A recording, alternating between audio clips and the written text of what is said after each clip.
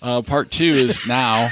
We recorded this intro once already, and I didn't hit record, so we're doing it again. We don't even need to recreate the magic. You missed it. It's lost forever.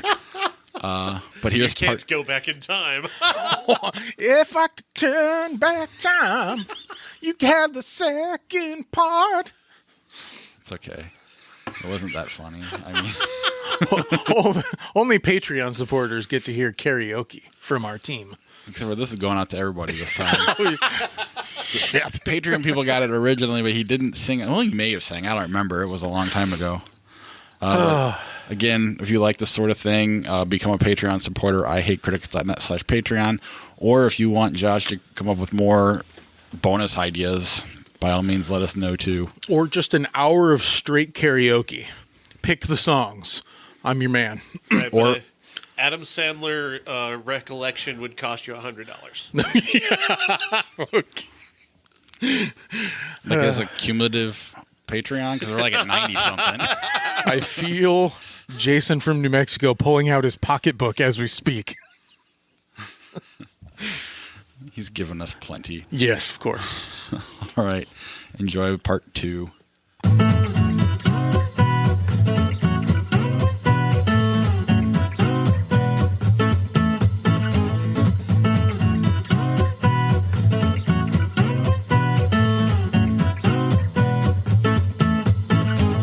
Sketchy Physics, Flight of the Navigator. You guys remember that from a couple years ago? It turned 30. We talked about it. It's a live-action Disney film. Has this weird ship that talks with Pee Wee Herman's voice. Creepy. Yeah, Paul Rubens is the voice of the ship, and it has all these cool little aliens in it. And I actually loved this as a kid. I saw it twice in the theater, and then a couple years ago when we watched it again, I really fell in love with the movie again. It's silly. There's typical villains. There's typical parents. The whole thing seems typical, but there's a connection between the kid and the ship. Now, involving time travel, we're talking about he gets into the ship and he takes it, and then when he returns to Earth, all of a sudden it's way in the future, and he can't quite figure out why. So there is time travel involved in this. This ship can go really fast. At the end of the film, they return back to the regular time, and he's a kid again, and it seems like he's only been gone for a couple of hours. But Flight of the Navigator, yes. Bad? Good? When I think of time travel movies, I don't even think of this movie. Honestly, it never comes up for me. I don't remember. I didn't even remember time travel was in this movie. Yeah. As you can see, we're covering all bases here. You want to talk about sketchy physics in a movie? How about Superman? Exactly. How about the way that Superman uses time travel, because it's really nonsense. That's total nonsense. Flying backwards and turning the Earth around. Like, I am so there's this brilliant critic, host of movie nights named Allison Pregler, and she's been doing this. She's much younger, and she's been doing the original Superman movies. And I'm watching her reviews, and I'm like, oh my god, they do kind of suck. You can't. But that point where she's, especially when she's talking about that, it's like, yeah, that is pretty much nonsense, and it does negate the entire movie, because he could basically have done that at any time. So why was there any need to fight? Yes. Maybe he has a prime directive too. No. That he has to follow. But in any That event, he no. totally throws Just no away. to all of it. Yes, because of Lois Lane. He's clearly so angry. Okay, obviously Superman is completely ridiculous in that he turns the whole Earth And doesn't around. he do it in both movies? Doesn't he what now? In the first two Superman, doesn't he do it in both movies? I only remember him doing it once in the first film after the big earthquake. Oh, right, because the next one has the amnesia kiss. He doesn't need to do it that time, right? Oh, it depends. Are we talking about the director's cut here? The Richard Donner cut? I love when you say it depends. Are we talking about the director's cut? Well, because the Donner cut is a completely different film than the theatrical version of Superman 2. They both kind of suck. I love those movies. I'm sorry. The first two are great. They access a part of my brain that I need, I guess. Reminds me of 4-year-old me. I had a lot of nostalgia glasses on with those, and watching them through new eyes, through younger eyes that doesn't have that nostalgic touch to it. I be careful when you show it to your son. Oh, he's seen it. Okay, good. Yeah, he's seen the first two. Josh has nostalgia goggles to give him. Sean watches it and it's like, Henry Cavill's not so bad. Man. Yeah, it's really unfortunate for my son. He doesn't have much of a chance to have his own brain because I'm too busy telling him how awesome all of this stuff is. But he doesn't like baseball. That's a good point. He's got some amount of free will. Right. He just sees how awesome I am, and he just wants to emulate that. That does seem to be what's going on. Poor kid. Sketchy physics. Let's finally knock out. We'll talk about something that I hate and then something that Bob hates. Event Horizon. Now, I don't remember this one. It's not time travel per se, but this concept of sketchy physics and wormholes and whatnot. Event Horizon was the first film that came up with this idea of folding time and space. And in fact, in the film, they demonstrate it where Sam Neill takes a piece of paper, folds it in half, and sticks a pencil in between it. Mm-hmm. He's saying, all right, we're gonna cheat here, because they've got this engine that allows them to displace time. And so instead of traveling long distances, you're going from point A to point B in a much shorter time because of the way you're folding time and space. And by doing that, though, he's taken them closer to the ship that he's trying to find, which has gone to hell. Yeah, I don't count this as a time travel movie. It's important to recognize this concept, though, of folding time and space, because that's what they use in other films to explain their distances in traveling. Like, how do humans do that? We can't at this point. We don't have those kinds of engines. We don't hibernate for years on board or anything like that. So for writing purposes, we have to come up with various concepts like this. But I really hate Event Horizon. Like, hardcore. I tried really hard to like it. It's a pointless nonsense movie. It would be cool if we could get to hell, though. What if we're already in hell? Well, let's think about this. It's not as fun as I thought it'd be. Disappointing. But just as hot. Where are all those bands I loved? Where's Slayer at?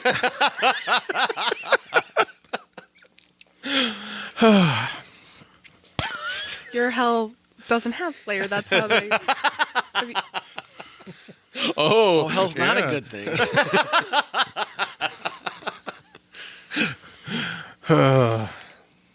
Yeah, you'd find people there. You'd be like, "Oh yeah, all these people that were like nothing but Coldplay." oh shit! I'd be in Josh's heaven. Man, this is turning it into a different show. Go ahead. Well, we've already touched on Interstellar, but to round out the sketchy physics category, I've felt still that Interstellar does the best cinematic job of showing us the idea of time travel as a visual concept. In travel across space is a concept as well. Now, as Earth is experiencing things, they have to worry about how long they're spending away from the Earth because so much time will have passed. And they're trying to save the Earth in theory. So all of their decisions are hinging on how much time is passing on Earth as well so they can get back. But the whole idea of them being able to go interstellar and travel interstellarly is that they've got this black hole or wormhole that's just outside of Jupiter, if I remember correctly, or Saturn. It's one of the two gas giants, or one of the gas giants that it's around. There's a wormhole that takes them to a place where they have 3 choices of nearby systems to go exploring at. But all of this ends up irrelevant. Why is that? Because that's not how they save the world. They don't ever go to any of these 3 places. No, they don't. That's true.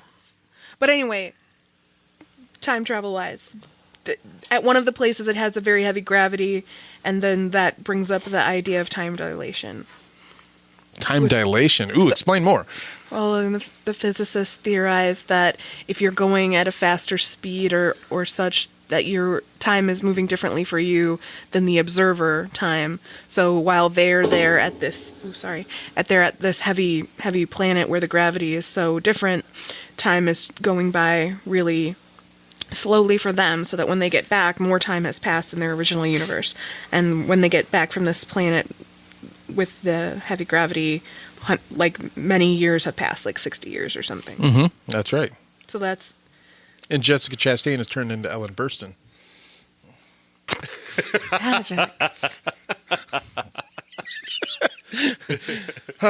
Time travel's weird. Yeah. How can that happen? The time effect that's important, I think, is he has information that he's gathered that he can tell to her of how to do something that she needs to do in a earlier time. It's a father-daughter story that spans time and space.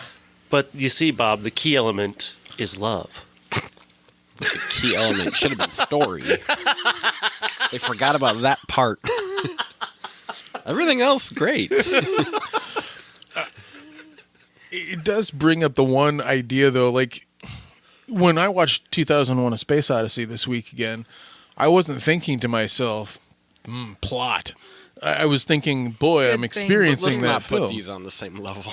No, but I know what you're but I'm saying. experiencing both films in a similar manner, and where I'm not worried about Interstellar's story per se. I think it has more of a story structure than 2001. There's Completely, but 2001 is more abstract. This is more... And there's I- a story here that's just bad. okay. I take Interstellar as more of an abstract film. I could turn off the voices, for example, and just listen to the film's score and experience it for 2 hours and 40 minutes and enjoy the hell out of it. Like, That's fine, but you're bringing that to the movie. The movie makes that happen to me. Nolan's not that good of a filmmaker to do that on his own. I'm sorry. I mean, none of his movies are abstract either, but Kubrick tended to do that a lot. So, I mean, I don't know. There's a storyline in Interstellar that's pretty cut and dry and pretty bad at the same time. It's not as artistic, certainly. It doesn't linger in the realm of artistry the way that Kubrick does. I wouldn't call Interstellar an experience, whereas 2001 is an experience. Josh had an experience. And that's okay. I'm not, but... Interstellar is much more conventional, a great deal more conventional in terms of just having a story structure to it, and that even the abstract notion of him being in that tesseract and using the various elements that he does to try and communicate is not. It's visually interesting, but it's certainly nothing like what happens in 2001. Oh, yeah, on a visual and technical level too, it's phenomenal. It's really great on a lot of levels. It's just the main level that's really important to me is the story, at least in this particular movie. It does have a lot of those conversations in ships where people are arguing with each other over what to do next, and that tends to be a trope that the film relies on a little bit. You guys all like Donnie Darko, right? Yeah, it's in my top 30. I think so. This Yeah. one is complicated and weird as a time travel movie. So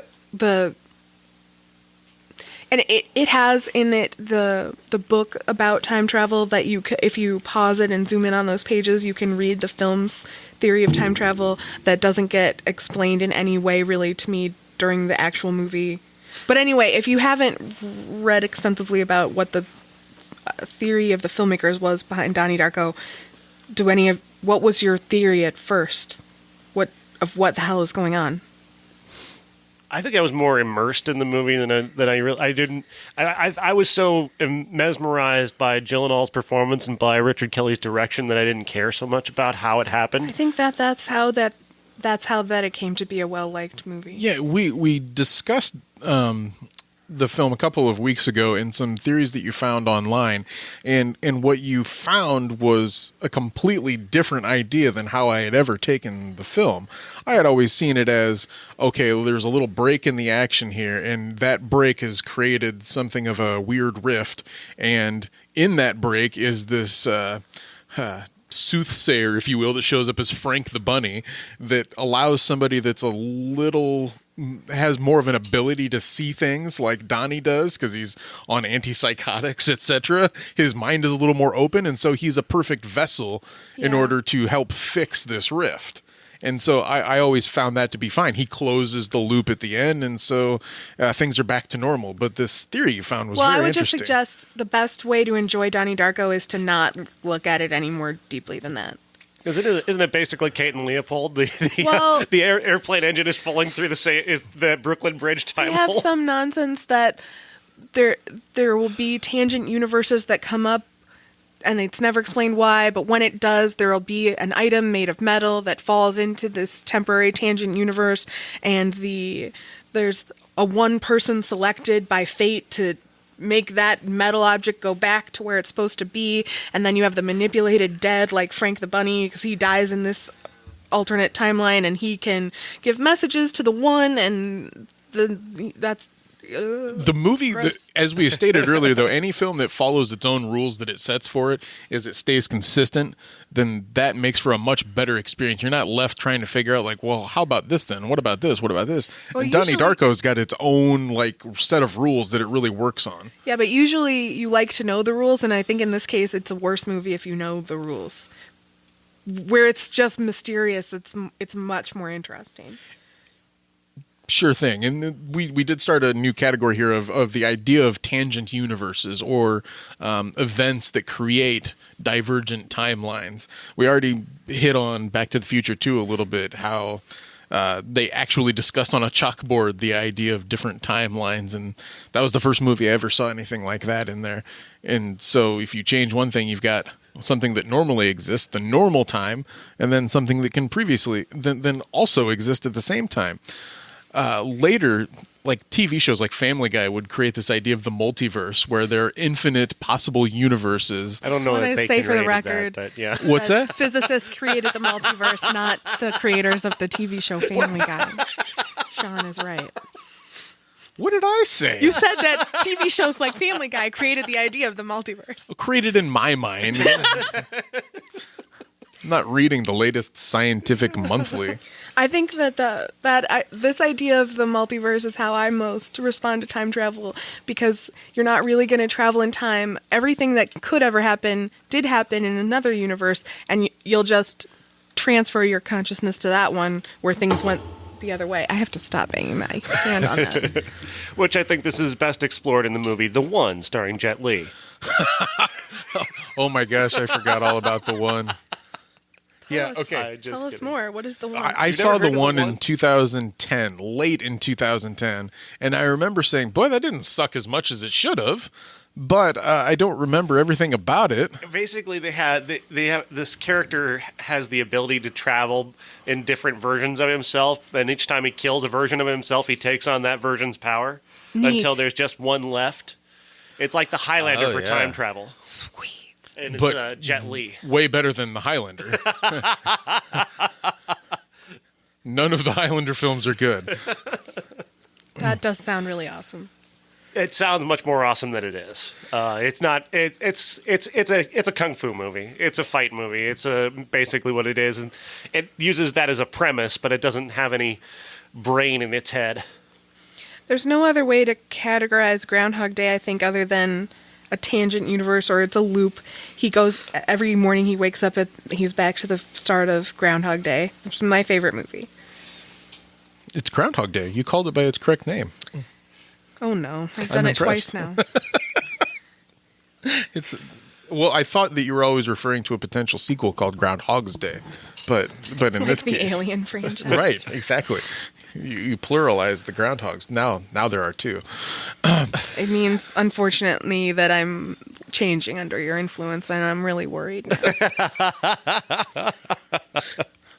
You give me your I vocabulary. might start to call it Star Trek for the Whale One. Very good. Very good. By the way, I think there is a song about dolphins in Hitchhiker's Guide to the Galaxy. Isn't that a song about dolphins? Dolphins feature heavily in that. Josh has never read it. I've seen the shitty movie, but I've the- never read it. But anyway, go ahead.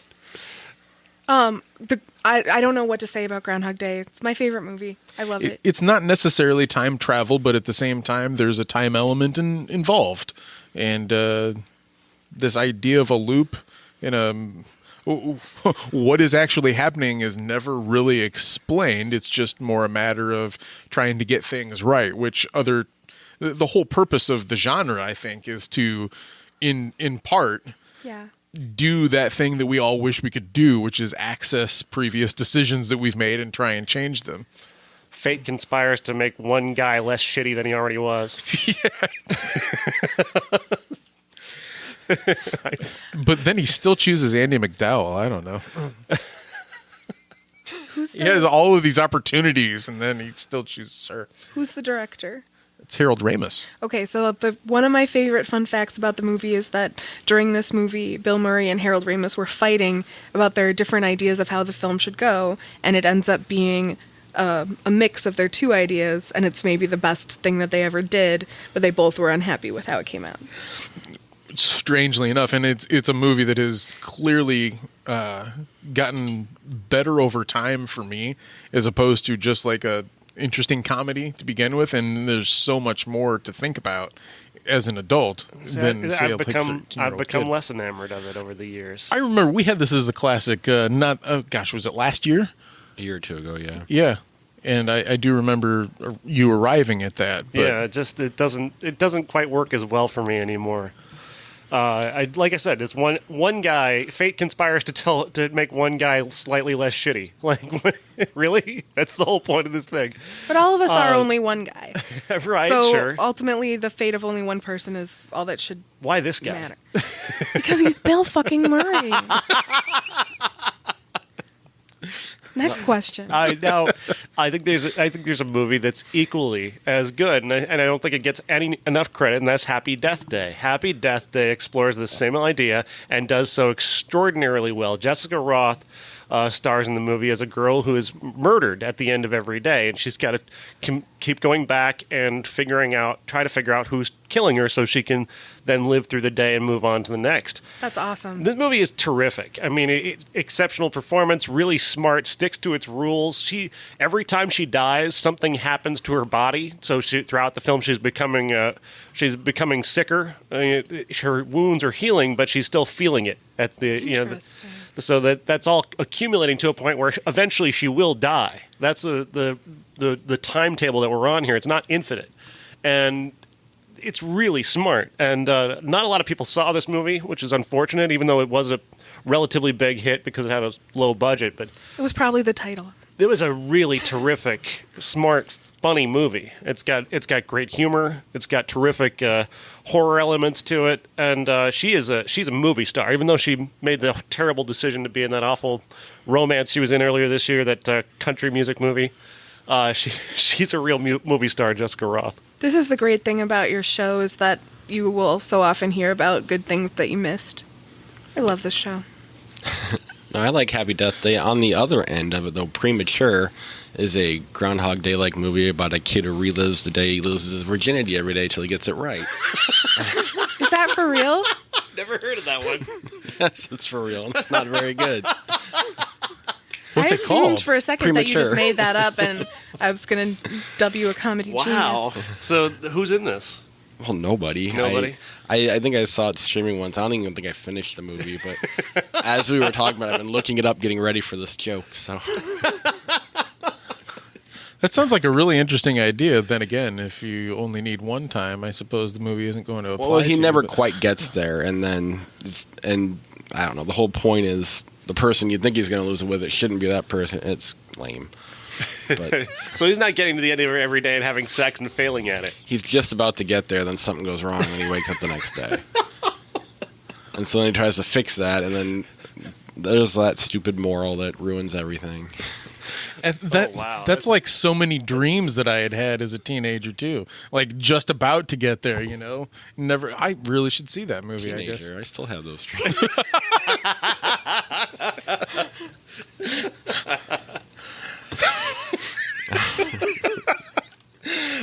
Speaking of tangent universes or glimpses or something like that, it's important to mention Peggy Sue Got Married here. Brilliant movie from a couple of years ago, and it's directed by Francis Ford Coppola, stars Kathleen Turner. I know that it probably seems like it's a movie that celebrates the 60s or celebrates even the 50s, perhaps. I can't quite remember which era it takes place in. But in the same vein as Groundhog Day, it's about revisiting your decisions and realizing where you came from and how important that is. And I fell in love with this movie at some point in my 20s, and then watching it again a couple of years ago, it's not quite like there's no time machine in it, but she gets hit on her head or something like that and passes out. And when she does, she's kind of transported back to previous life. So you're wondering, is it all a dream, similar to like Dorothy in The Wizard of Oz? Or is she actually changing things in the past so that when she wakes up, it will be better? And it seems by the end of the movie that she actually has physically done something in the past to make the future different. But I really love that movie. It's a tremendous movie, and it's exceptionally well directed, and that's a big key. Coppola, I think this belongs in his masterpieces, honestly. Like, this belongs alongside the greatest things that he's ever done, and it doesn't get the credit that it deserves. My favorite thing about it is how she's influencing them in terms of innovation. Like, I think she invents nylons early and stuff like that. That's a cool little thing. And that leads to tangent universes and events, but also into glimpse films, where in the vein of Dickens, where you've got Scrooge and the ghost of Christmas past, present, and future, there are films like that throughout time, such as It's a Wonderful Life is the clear example. Obviously, A Christmas Carol too, but Peggy Sue Got Married we just touched on, but like The Family Man. I know that Nicolas Cage is not seen as somebody serious on this podcast, or Brett Ratner for that matter, but I really enjoyed that movie, as ridiculous as it is. Don Cheadle shows up and he's like an angel that shows Nicolas Cage's character a glimpse of what his life could have been like had he taken a different direction instead of his current materialistic self. So I said these aren't time travel movies, but Josh said, what's the difference if they see the future and go back and do things differently? Ultimately, I have to agree with that. I just think it's funny. We have It's a Wonderful Life and A Christmas Carol, and we picked The Family Man. Because they're all kind of the same thing. Well, yeah, they are all the same thing. I just figured explaining the family. Scrooge. We're in Josh's mind. I know. When Scrooge turns 30 this year. When you see Scrooge, you are going to be in heaven. I promise you. Josh, you haven't seen Scrooged? No. It's all super weird what you have and have not seen. It will, it could surpass Christmas Vacation for you. Oh, really? I think so. I know Is you that probably. hard? Well, I like Christmas Vacation a lot too. I just, based on what you like, I'm projecting all this, so forgive me. No, by all means, project away. But I think you're going to like it a lot. And now I'm just building it up too much, and you're going to hate it. To fail now. Nah. It's Bill Murray. It's fun. Yeah. Who directed Scrooged again? It's Donner, isn't it? I think it might be Yeah, Donner, I think you are right. Well, that's a bonus, because a lot of Donner stuff that I like, isn't well liked by the public. So, like Superman. Superman's beloved. It just shouldn't be. It didn't hold up well. Yeah. There's also films that involve like cryo sleep, where people are kind of tucked away for a period of time, but they wake up in the future. Things that I haven't seen, like Woody Allen's Sleeper. I have no idea what the film is about, other than it seems clear that he's been asleep for a long time in a cryogenic state. Have you seen Sleeper? It's been a while. Okay.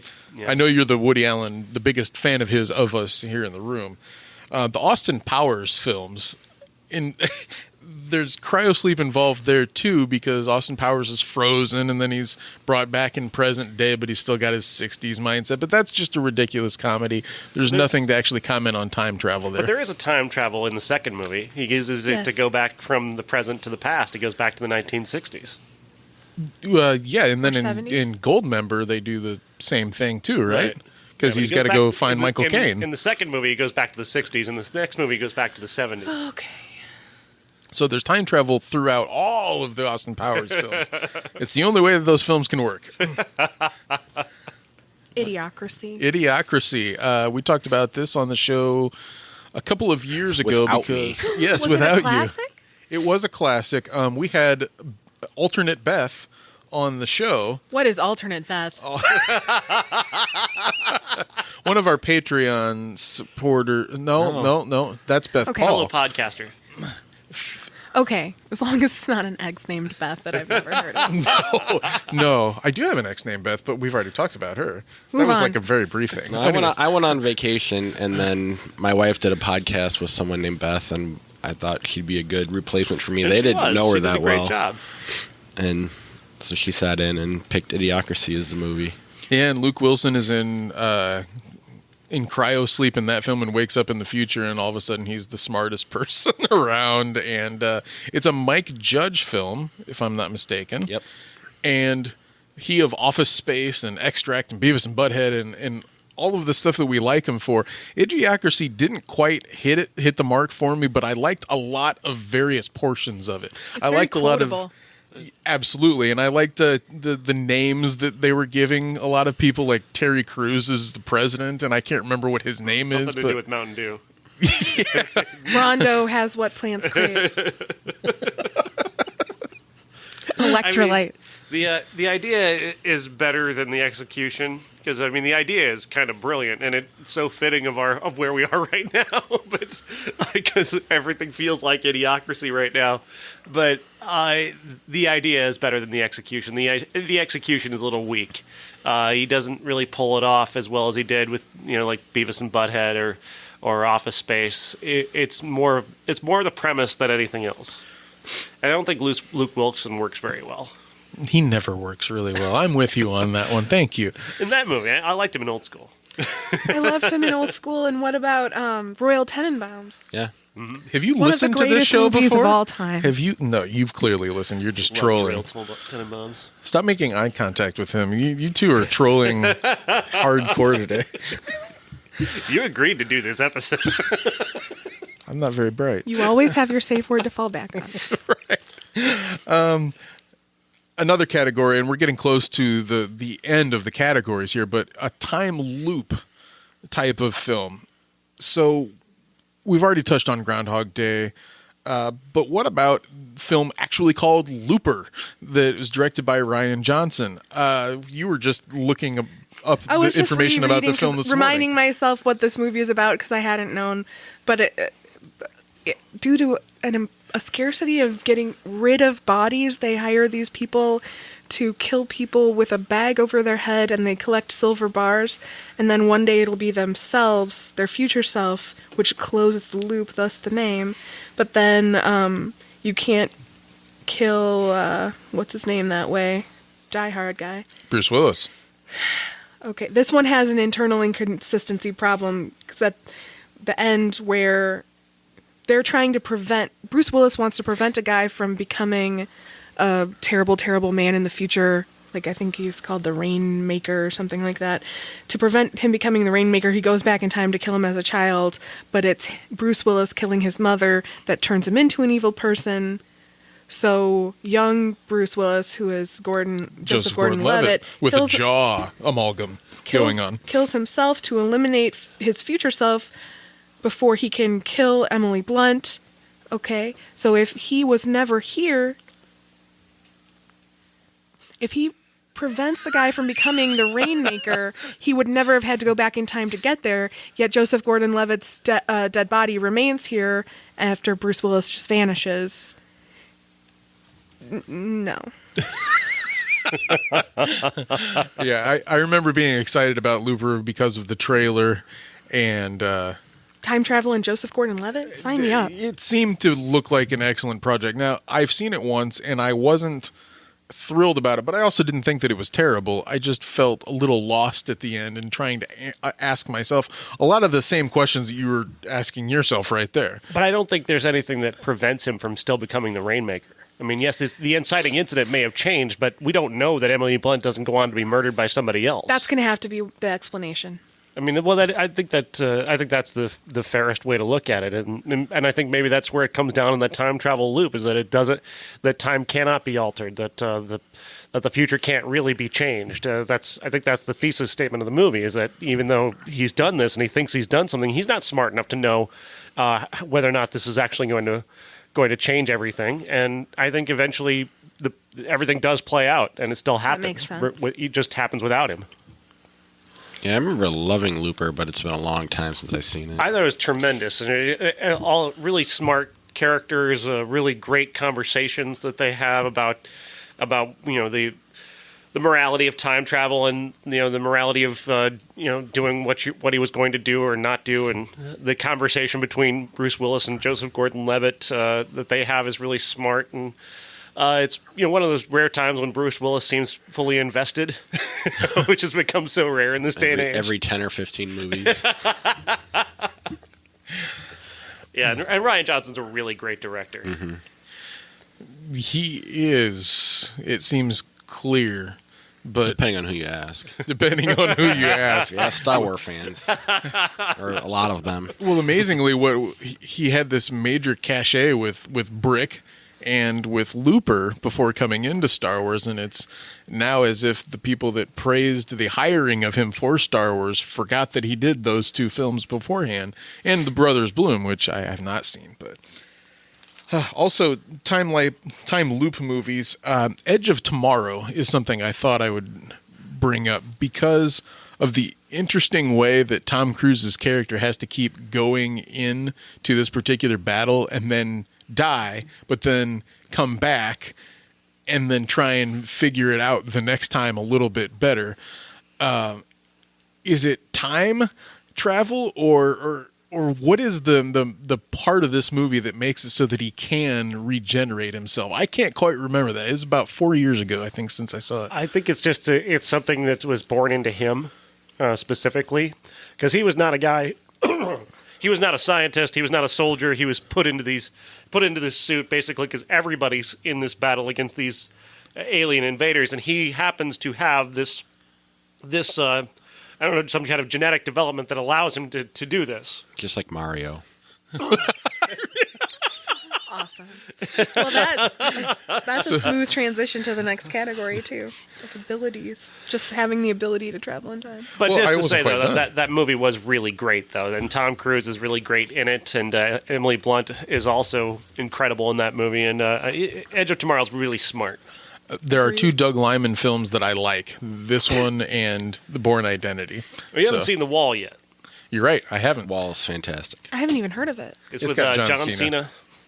And yeah, it's about the Iraq War. Okay. Yeah. Source Code.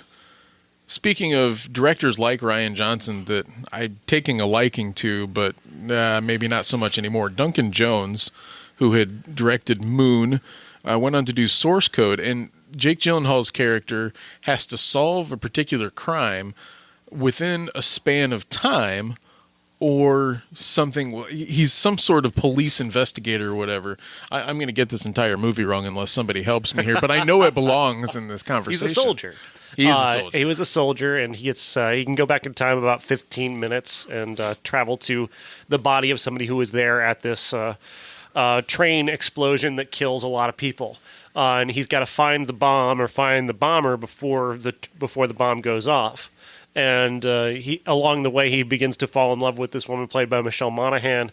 And so he kind of increases his motivation to stay in this body and become part of this timeline. The science is probably pretty weak, but I thought the internal logic of how they created it, the way they set it up, and especially the way they use Vera Farmiga's character, justifies the choices that they make and what takes place in the movie. And it is very artful in that way. And the big reveal of where he is and how he's able to do this is stunning. It's a really terrific and stunning reveal. And I really like that a lot. I really like this movie a lot. It's really the only thing I think Duncan Jones has done that I've really enjoyed. I like Moon. Oh, yeah. Wow. Okay. We'll have to talk about Moon at some point. Into the abilities section, characters that magically have time travel abilities just by, snapping their fingers or placing their hands on somebody's head or, as we've mentioned before, flying around the earth and spinning it off axis. Doctor Strange is the most recent example that I can think of. He is the protector of the Time Stone, and within the Doctor Strange film, I would say that there's not necessarily time travel until he meets this Dormammu character, this big huge thing, and he continues to use the Time Stone to annoy the character of Dormammu to a point where he learns what his weakness is. I've only watched Doctor Strange the one time, but I think that's what happens at the end. Pretty much, and within just this movie, I think it works. Like I said, in Avengers, the Time Stone becomes, or is going to become, likely a device. But I thought in the original film, I thought the internal logic of it worked well enough that I didn't mind the way it's used. I really like Doctor Strange a lot. I like Benedict Cumberbatch's performance, and I thought the use of him popping up again and again and again to restart everything, I thought that was really well done and really clever. And I like the way that he's just able to reshape the universe. The stronger he gets, he can just reshape the universe to what he needs it to be in that moment. Obviously, that'll become a device later on, and that's going to be harder to deal with as we move on with his powers. There's still hope that the rest of the Infinity War Part 2 will make it all. I mean, everybody's coming back, though. Yeah. I mean, sure. I mean, that doesn't necessarily mean that there's going to be a problem with the internal logic of it or the usefulness of it. Maybe. They got a lot of work to do.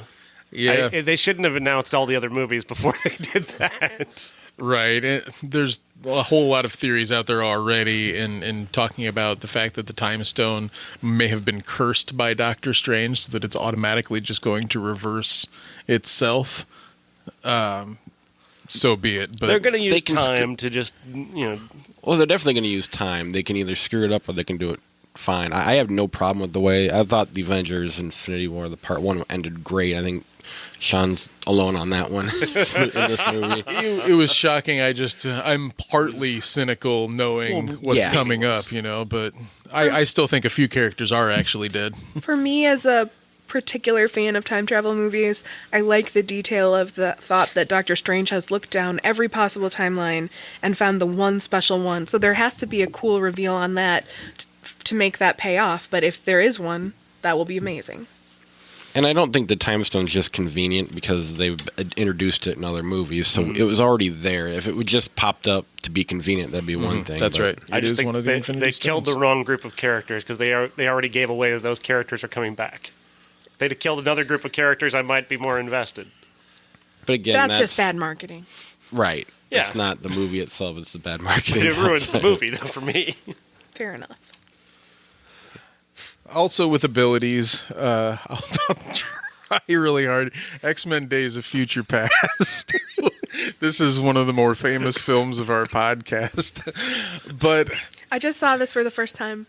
Yeah, it was about a month ago or so. Before you do anything, Yeah. What do you think? Give us your take on the time travel of this movie and how it affects the rest of the X universe. Let's remind me how it works. It's that she can hold someone's mind back to give a message, right? She can transport someone back in time to a certain degree, but she can only take them back so far because it will harm the person involved so much. But since Wolverine can regenerate... So he gets to transport back to his earlier body, and he wakes up in...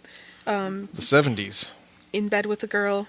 And then, unfortunately, I just don't remember what happens. He has to get Magneto and Professor X to work together to stop the assassination of Peter Dinklage's character, who is the creator of these Sentinel bots, which adapt to the mutants' abilities. Boy, I'm saying a lot of shit that doesn't make any sense if you're not familiar with the X-Men movies. So ultimately, that in terms of how how its rules work is not too terribly different, even from Back to the Future or something like that.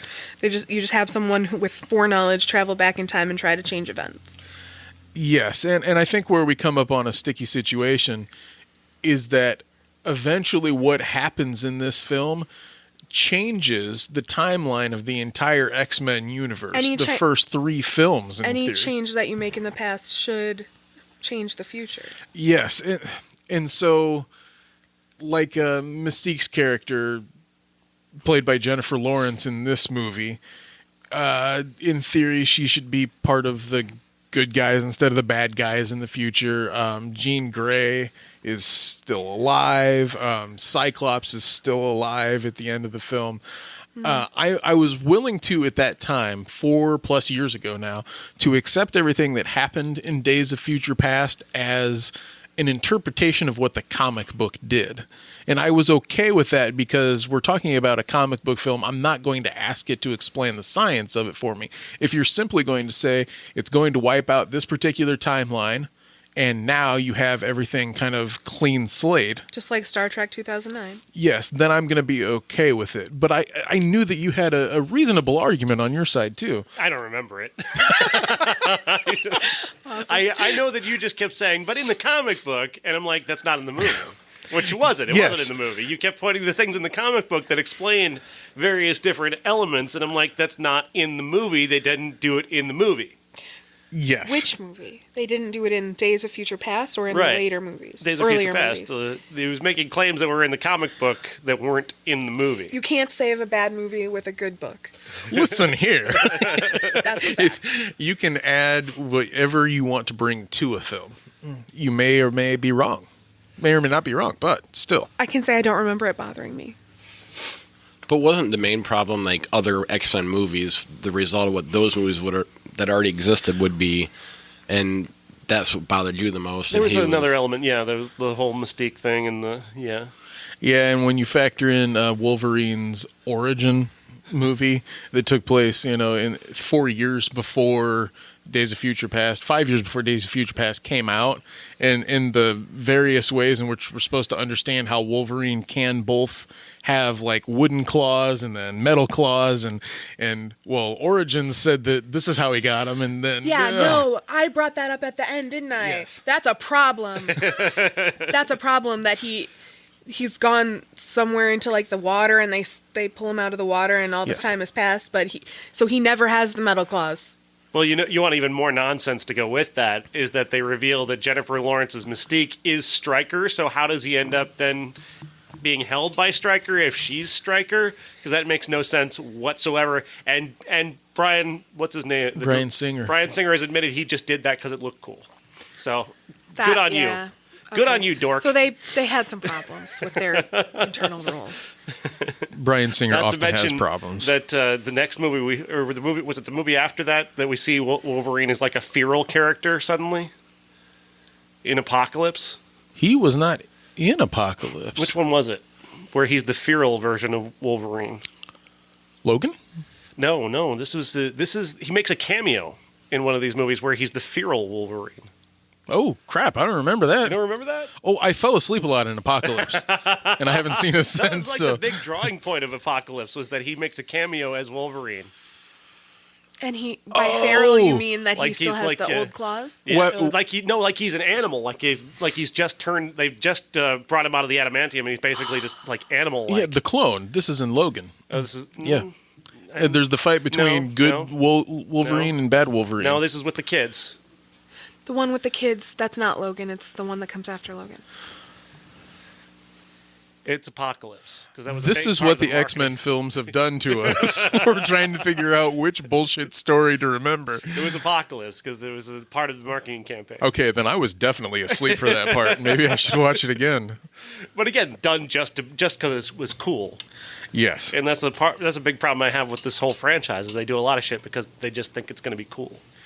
Well, so the abilities of having time travel at your behest are explored in superhero films: Doctor Strange, Superman, X-Men: Days of Future Past.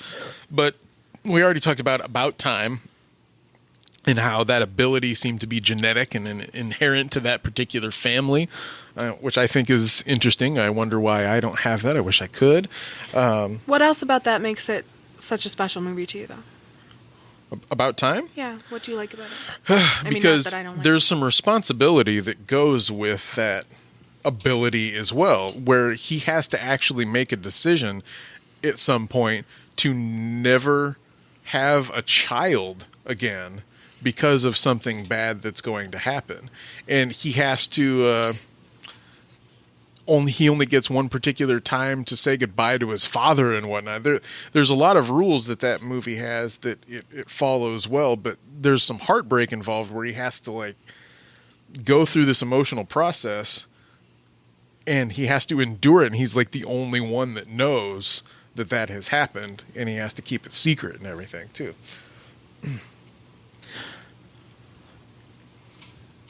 I liked it. Apparently not Sean and Bob, though. No, I loved it. I'm a big fan of About Time. Me too.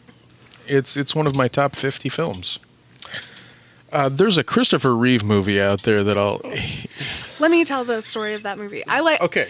I saw this movie when I was young, and so it's Christopher Reeve in more modern times gets a visit from, I don't remember the actress's name, in his time, and she says, "Come back to me," and then he embarks on a time travel experiment where he just goes into a room that has nothing but things from the past, and he concentrates a lot, and he's able to transport himself back in time to when that girl was young, and they have a romance. And then something snaps him out of it, like I think he pulls out of his pocket a coin from the future, and he can never get back. Is this called Somewhere in Time? Yeah, right? Yeah. In theory, you just hadn't said it yet, so I thought maybe that was the one you were talking about. Oh, sorry. I have the benefit of looking at the piece of paper with titles written on it. Have you guys seen Somewhere in Time? Not I have for not. ever. I like the element of it that he gets zapped. He gets zapped back to the future, and he can never get back to her again.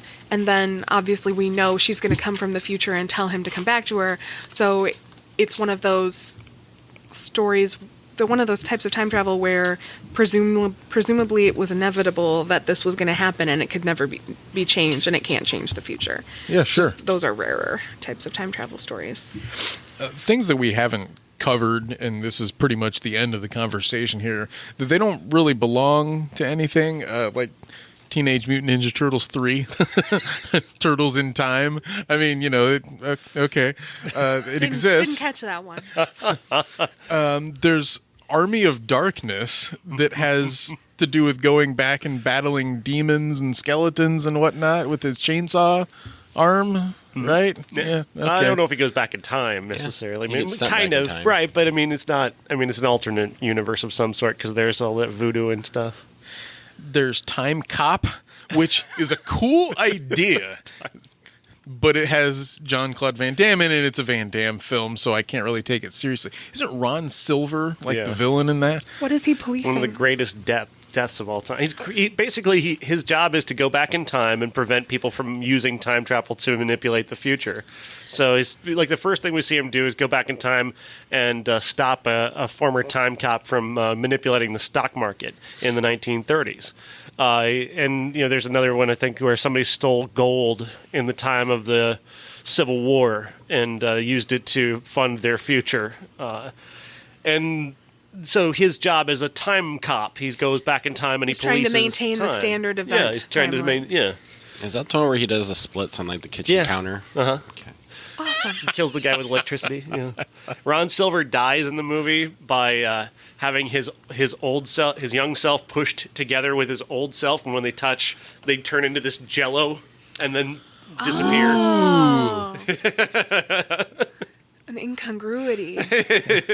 Isn't that based off of an actual novel Maybe. by like Bradbury or Asimov or something like that? No idea for sure, but I know. Definitely that idea of policing what time is supposed to be with a force of time travelers that goes against the bad time travelers is frequently done in books, but rarely done in movies. This is the only one I know of, I guess. But would you consider Minority Report to be a time travel movie? I mean, because when you think about it, it is about manipulating the future based off of, you've got these three people who can see what's going to happen in the future. And then Precogs. These guys go there to stop something that's about to happen before it happens. Essentially, it is kind of a time travel Yeah, movie. it works into that ability It thing. works into glimpse because they're knowing this hypothetical alternative timeline and changing it before it happens. Oh, so they're like the ghosts of Christmas future. In a way. But then they find out that their timelines that they're seeing in the future aren't set in stone. So there was actually flexibility. Always in motion, the future is. What? And that'll do it for this.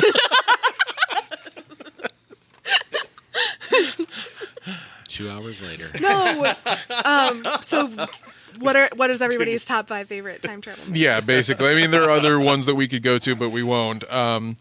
My top 5 time travel films: Terminator 2: Judgment Day is 5, About Time 4, 3 Groundhog Day, 2 Donnie Darko, and number 1 Back to the Future. That's pretty much all 5 of those are in my top 100 films. 4 of them are in my top 50. So that tells you that I love the genre as well. I had 5 Safety Not Guaranteed, 4 Primer, 3 About Time, 2 Back to the Future, and 1 Groundhog Day. Yeah, you guys ready or not? Not really, no. All right, I've been working on this while you guys talked. Nice. Based on the list that was on there, I had number 5 Back to the Future, 4 Looper, 3 Army of Darkness, 2 Safety Not Guaranteed, 1 Arrival. Excellent. I've got on my list would be Army of Darkness as well. About Time is on my list. And there's one we didn't talk about that I absolutely adore, which is Midnight in Paris, Woody Allen's movie with Owen Wilson.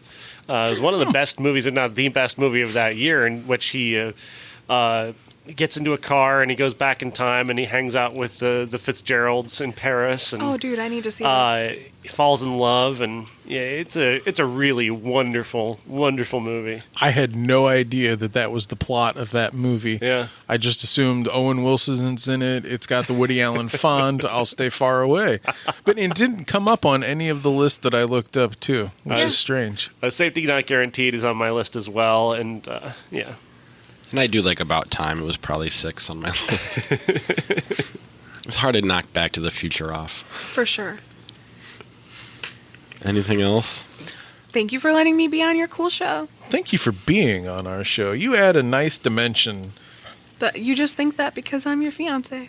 Well, let me tell you something. You are the future to me. So, Thank you. because of the past, you are now the future. So that does it.